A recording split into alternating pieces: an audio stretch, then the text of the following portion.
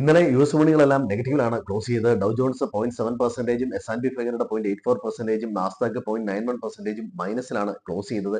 യുദ്ധത്തിൽ യുഎസ് ഇടപെടുന്നു എന്ന തരത്തിലുള്ള ഒരു സൂചനയുണ്ട്.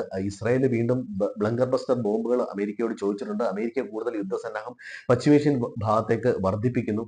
ഇത്തരത്തിലുള്ള ന്യൂസുകളൊക്കെ വന്നുകൊണ്ട് അമേരിക്കൻ മാർക്കറ്റിൽ അല്പം സെല്ലിംഗ് പ്രഷറാണ് ഉണ്ട്. ഇതുകൂടാതെ തന്നെ ഇന്നലെ അമേരിക്കയിൽ റീറ്റെയിൽ സെയിൽസ് ഡേറ്റ വന്നു. റീറ്റെയിൽ സെയിൽസ് ഡേറ്റയും വളരെ മോശമായിട്ടാണ് വന്നത്. അപ്പോൾ വീണ്ടും യുദ്ധം എസ്കലേറ്റ് ചെയ്യുന്ന തരത്തിലുള്ള ന്യൂസ് ഉണ്ട്.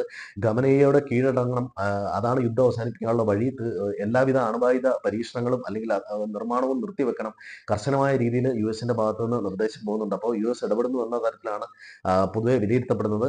അപ്പോൾ ഇത്തരം കാരണങ്ങൾ കൊണ്ട് മാർക്കറ്റ് വീണ്ടും ഒരു സെല്ലിംഗ് പ്രഷർ ഉണ്ടാകുന്നുണ്ട്. ഇന്ന് യുഎസ് ഫെഡിന്റെ മീറ്റിംഗ് ഉണ്ട്.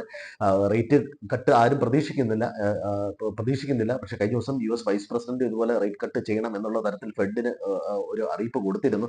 പക്ഷെ അതിന് സാധ്യതയില്ല എന്നാണ് പറയുന്നത്. ഇനി ഇന്ത്യൻ വിപണി നോക്കുകയാണെങ്കിൽ ഇന്ത്യൻ വിപണികൾ കഴിഞ്ഞ ദിവസം മൈനസിൽ തന്നെയാണ് ക്ലോസ് ചെയ്തത്. യുദ്ധവിപണിയുടെ സമ്മർദ്ദം തന്നെയാണ്. ക്രൂഡ് ഓയിലിന്റെ വില ഏകദേശം $77 കടന്നതും മാർക്കറ്റിനെ സംബന്ധിച്ച് ചെറിയൊരു സമ്മർദ്ദമാണ്. ഇനി നമ്മൾ എഫ്ഐസിന്റെ പാർട്ടിസിപ്പേഷൻ നോക്കിക്കഴിഞ്ഞാൽ എഫ്ഐസ് ബെയറിഷ് ആയിട്ടാണ് ഓപ്ഷൻസിൽ നിൽക്കുന്നത്. പ്രോ ട്രേഡേഴ്സും ബെയറിഷ് ആണ്. പ്രോ ട്രേഡേഴ്സ് ഓരോ ദിവസവും അവരുടെ പൊസിഷനുകൾ അങ്ങോട്ടും ഇങ്ങോട്ടും മാറ്റുന്നുണ്ട്. ക്ലയന്റിനെ സംബന്ധിച്ച് ബുള്ളിഷ് ആയിട്ടാണ് നിൽക്കുന്നത്.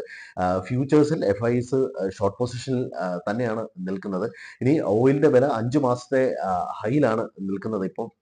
മറ്റൊന്ന്, സിമെന്റിന്റെ ഡിമാൻഡ് കുറയുന്നു എന്ന തരത്തിലുള്ള വാർത്തയുണ്ട്. അത് മൺസൂൺ നേരത്തെ വന്നതാണ് പ്രധാനപ്പെട്ട ഒരു റീസൺ പറയുന്നത്. അതുപോലെ ബ്ലോക്ക് ഡീലിന്റെ അളവ് കൂടിയിട്ടുണ്ട്. ഏതാണ്ട് $20 ബില്യൺ ബ്ലോക്ക് ഡീൽ ഈ 2025 പകുതി മാസങ്ങളിൽ നടന്നിട്ടുണ്ട് എന്നുള്ള തരത്തിലാണ് വാർത്തകൾ വരുന്നത്.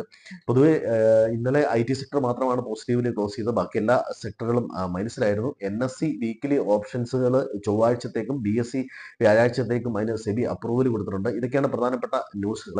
മാർക്കറ്റിനെ സംബന്ധിച്ചിടത്തോളം യുദ്ധത്തെ സംബന്ധിച്ചുള്ള വാർത്തകൾ തന്നെയാണ് പ്രധാനമായിട്ടും ട്രെൻഡ് തീരുമാനിക്കുന്നത്. 24,900 25,000 ലെവല് വീണ്ടും സ്ട്രോങ് റെസിസ്റ്റൻസ് ആയിട്ട് മാറുന്നുണ്ട്. 24,800 24,600 ലെവല് സപ്പോർട്ടായിട്ട് വരുന്നുണ്ട്. സ്റ്റോക്ക് സ്പെസിഫിക് ആയിട്ട് മാത്രം നിൽക്കുക. തീർച്ചയായിട്ടും പൊസിഷൻ കുറയ്ക്കുക, സ്റ്റോപ്പ് ലോസ് ഇട്ട് ട്രേഡ് ചെയ്യുക. എല്ലാവർക്കും നല്ലൊരു ട്രേഡിങ്ങിന് ആശംസിക്കുന്നു. Thank you.